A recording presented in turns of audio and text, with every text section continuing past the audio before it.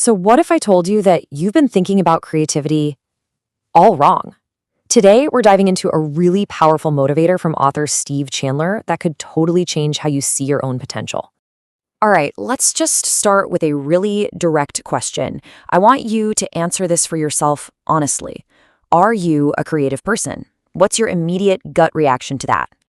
If you hesitated or if your answer was a flat no, you are definitely not alone. So often when we're asked about creativity, our minds just jump to someone else. We say things like, oh, my friend's the creative one, he writes music, or my sister's the artist in the family. We treat it like this special talent that other people have. Yeah, this way of thinking is incredibly common. It's almost our default setting. But what if the entire definition of creativity we've all been using is just completely wrong? See, this is what holds us back. We've all fallen into what you could call the originality trap. We've been taught to believe that to be creative, you have to invent something the world has never, ever seen before. And that ridiculously high bar isn't just intimidating, it's one of the biggest demotivators out there.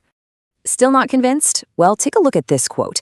It's from Mozart. Yes, that Mozart, one of the greatest creative geniuses in all of history, admitted he never wrote a truly original melody.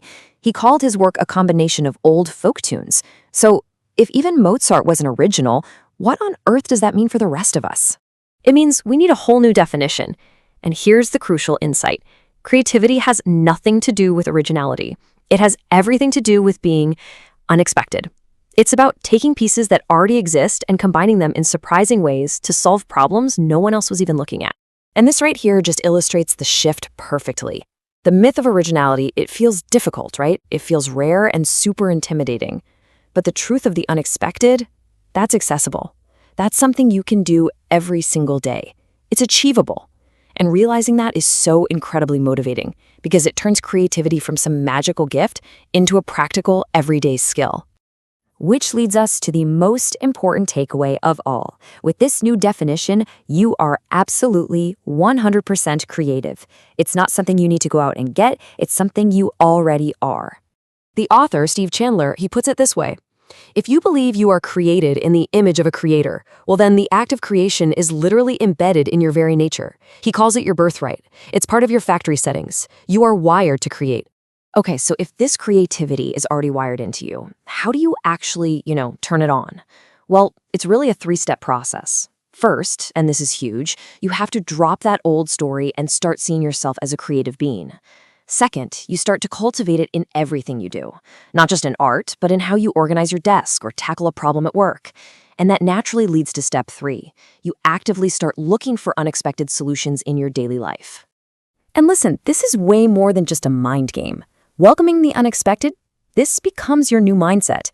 It's a practical tool for navigating obstacles and finding opportunities where other people just see problems.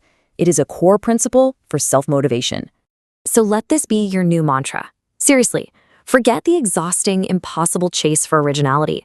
It's a myth, and it only holds you back. Instead, focus all that energy right here, on creating the unexpected, in your work, in your home, in your life. And that just leaves us with one final thought. Forget about trying to be the next Mozart. Just be you, and look at the challenges that are right in front of you, right now. What unexpected solution, what small, surprising twist will you find today?